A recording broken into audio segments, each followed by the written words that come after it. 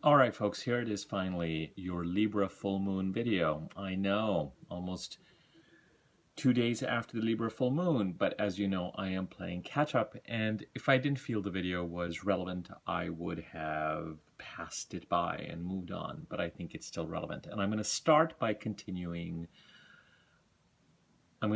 finishing up yesterday's video, which, as I mentioned to you, is relevant to this Libra full moon and relevant to this time because the Libra full moon is ruled by Venus and Venus is currently in Pisces, and a lot of the activities that I was referring to in my video yesterday concerned the Jupiter-Neptune conjunction in Pisces and Mars' presence in Pisces till May the 24th.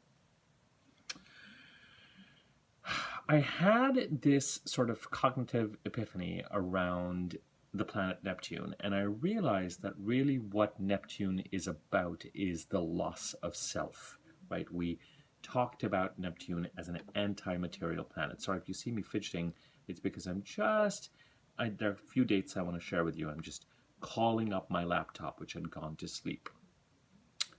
So Neptune, this wonderful epiphany about it being about the loss of self, because it's the self that really ties us to. Now, I know this word self with a capital S can refer, for some people in spiritual circles, it refers to the non-personality, the non-ego, the soul sometimes. For me, I'm using it in this context as something that identifies me as an individual, that I recognize and that I seek to protect and that I endeavor to make successful in this lifetime or fulfilled in this lifetime as a thinking, feeling, independent entity. Okay. That is pursuing happiness. I'm smiling because, of course, the pursuit of happiness implies that happiness is never quite there. And therein lies sort of this Neptunian idea of the loss of self, that in order to find bliss, and that's a very Neptunian carrot at the end of the stick, the bliss of creation, the bliss of creativity, the bliss of sort of intense non-self union with another person. And this is something we didn't really spend a lot of time on yesterday, which is the more sort of sensual aspect of Neptune in the way that it connects you to another person, the loss of self. So the loss of self with regard to the loss of the material, the loss of money, property, the loss of those things that keep you comfortable and rooted in the idea of a self and what is yours, because Neptune ultimately is seeking to loosen those bonds. And Neptune, as we discussed yesterday, is associated with renunciation, extreme spirituality, the arts and creativity. Whenever, if you're an academic or if you're a critic and what you're writing or creating has a much more mental aspect, I associate those kinds of epiphanies with Uranus, which is a higher octave, if you want to use that kind of terminology, of Mercury. With Neptune, some astrologers considered kind of a higher octave of Venus, the planet of love and flow and knowing and the arts. And so even with the arts, there are a number of times when people will say, well, I don't know where that came from.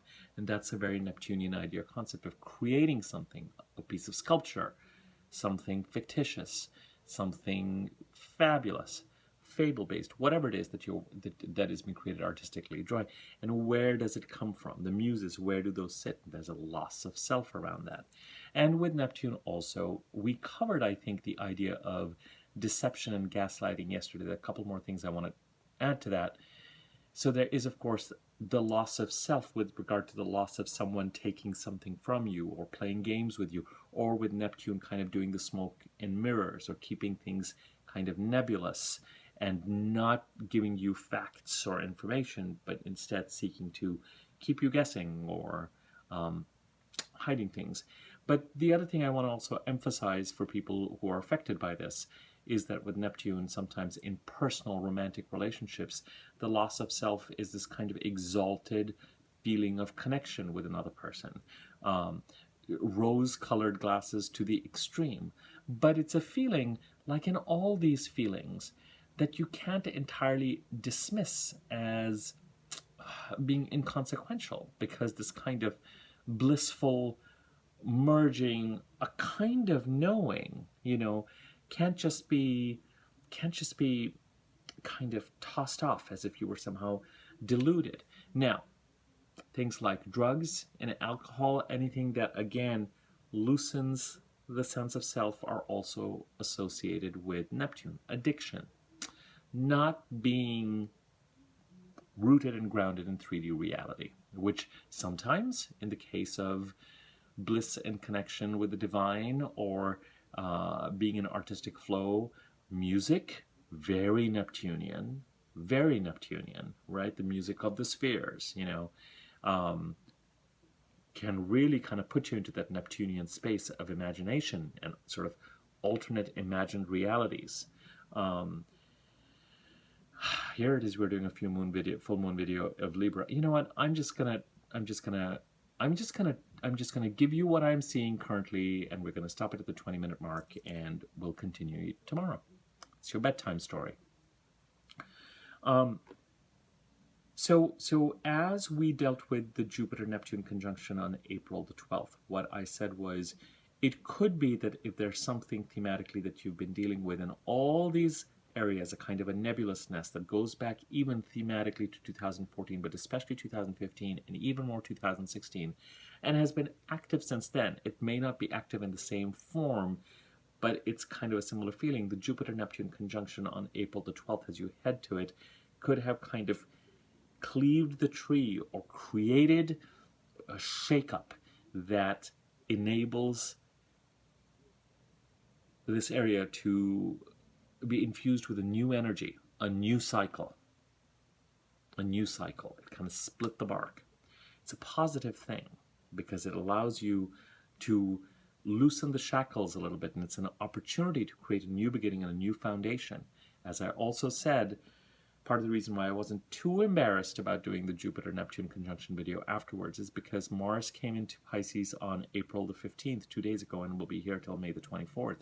And so it's really, whatever it is that that Jupiter-Neptune conjunction was highlighting, it's Mars's transit right now till May the 24th that is going to make us take action. Wherever Mars is where you could have, right now we've got Mars, Venus, Jupiter, and Neptune in Pisces, 4 planets in Pisces. So, where does Pisces sit in your chart? What house does it occupy? What does that house stand for? But even if you did not have 4 planets and you just had Mars in that one part of the chart, no matter what's going on in the rest of your chart, a lot of your vitality, a lot of your energy, a lot of your attention will go to that part of the chart.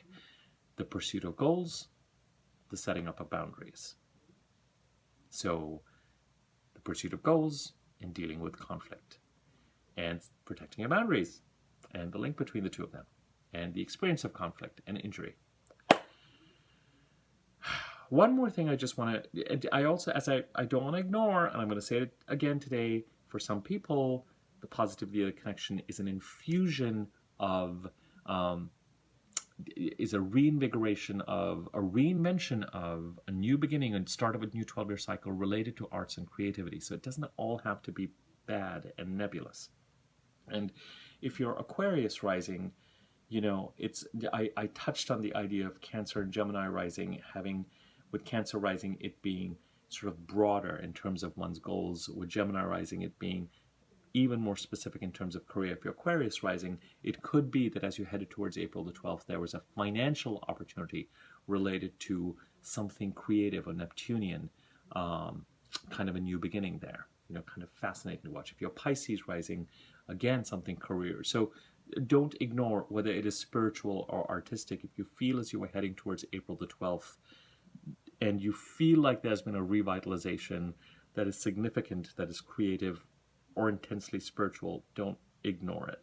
It could be romantic too. With that kind of mysterious connection that Neptune presents. the biggest thing I would say to anyone is just be careful of self-delusion, you know, overlooking what is going on, or things feeling intuitively. It's time when it comes to, if you know where Pisces is in your chart, if you know what these issues are that you've been dealing with, if there's been an element of rose-colored glasses, if there's been an element of idealization or not seeing things for where they are, that Jupiter-Neptune conjunction is a big help in, and Mars being in Pisces, however awkward this fiery planet may feel in Piscean, Neptunian, oceanic waters, you know, the fizz is dimmed a little bit, but deal with it. Because as I said to you, Saturn is going to come in here March 2023, and then you're really going to have to deal with it, okay?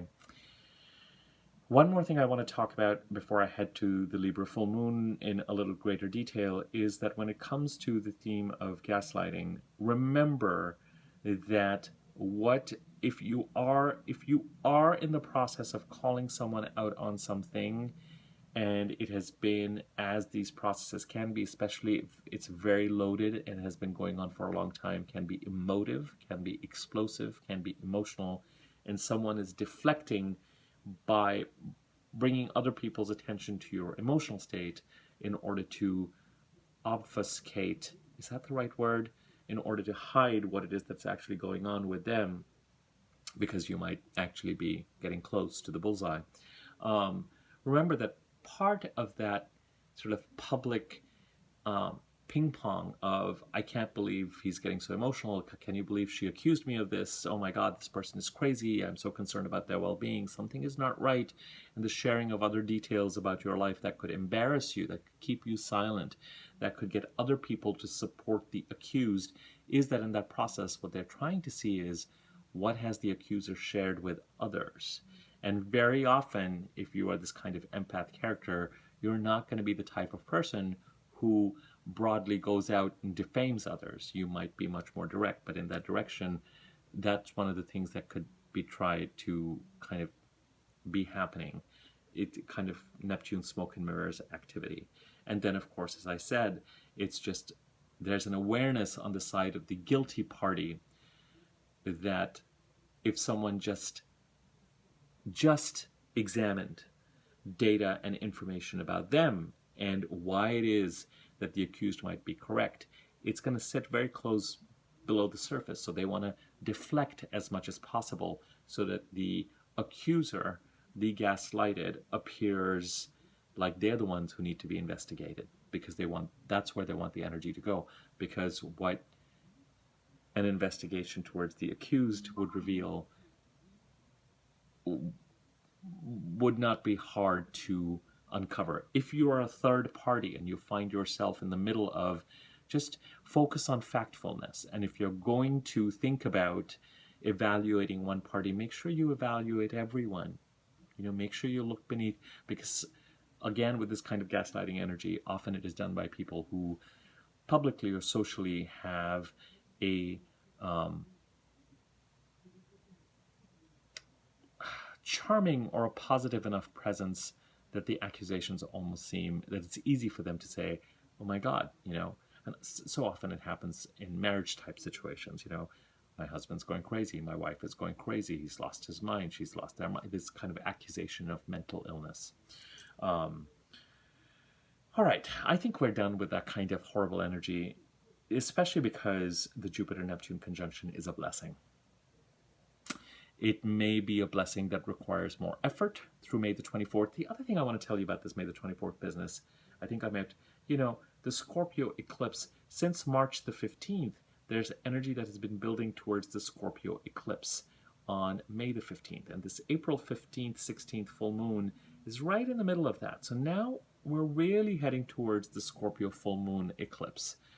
And there could be a connection to whatever's going on in the sign of Pisces and whatever's brewing in the sign of Scorpio in terms of this kind of growth and momentum of release. And insofar as it is a release of toxicity, it is a South Node eclipse. And with the South Node eclipse, structurally, you associate with the South Node with excretion, with the anus, with So it's something that's been digested, assimilated, and is toxic now and needs to be released. And so whatever it is that this is brewing, that, it's kind of interesting to me that Mars remains in Pisces till May the 24th, because it might find itself supporting this eclipse, this Scorpio eclipse. So there could be a connection between these two parts of your chart. The themes of eclipses becomes really important also, because when we look at the Libra full moon, finally, there are two transits at the time of this full moon that it kind of brings attentions to. One, Saturn squaring the nodes. So again, we're talking about lessons when the sign of Aquarius, and where Aquarius sits in your chart, and boundaries and patterns that you may instinctively know need to be acted on in order to protect what is trying to grow, because the nodes are in Taurus. The North Node especially is in Taurus.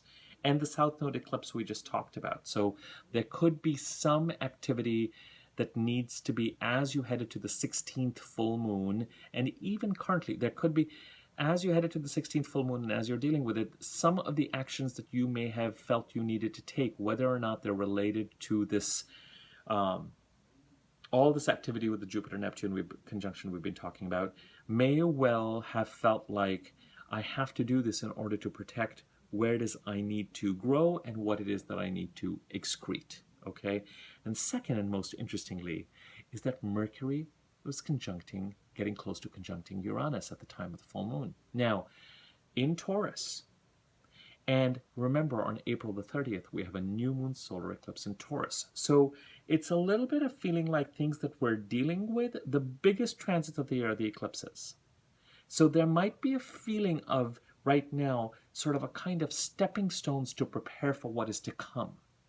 And this may deal with cleaning up what needs to be cleaned up, fighting the battles you feel like you need to fight, clearing the slate, that especially as you head after, remember the April 30th Taurus eclipse is going to be linked to things that were growing between September 15th and November 15th of 2021 that may even have made their presence felt a little bit in the early part of the year. And now it's the next phase.